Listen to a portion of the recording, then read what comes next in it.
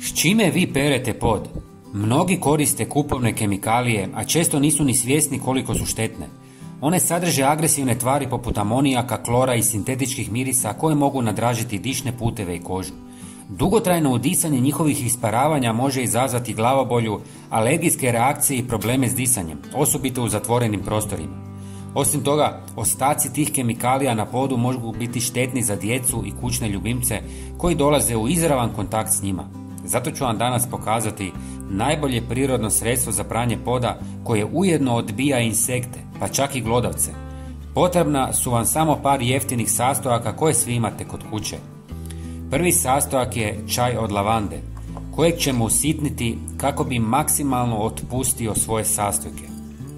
Njezin miris djeluje kao prirodni repelent i učinkovito odbija komarce, moljce i druge insekte.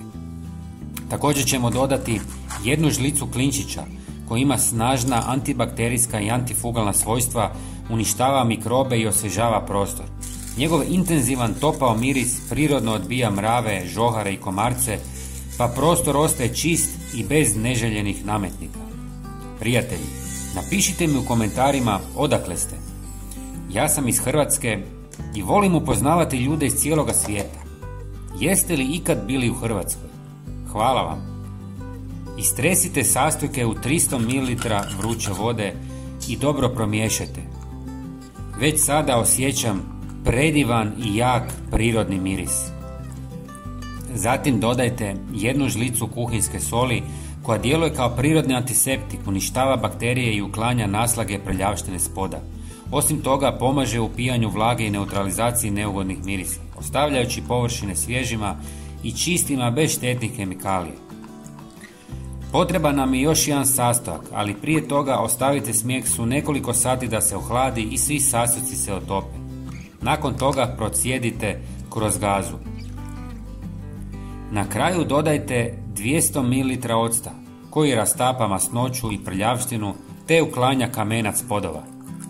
Njegova blaga kiselina dezinficira površine i neutralizira neugodne mirise, a pritom ostavlja pod sjajnim i bez tragova kemikalija. Smjesu možete napuniti u špricu. Ovo možete koristiti na dva načina. Prvi je za čišćenje površina tako da direktno špricate i brišete krpom. A drugi je da smjesu pomiješate s 5 litara vode i operete pod. Ovi sastojci ne samo da čiste pod, već ostavljaju i tanak zaštitni sloj koji odbija insekte. Nadam se da sam vam pomogao. Hvala vam i pozdrav!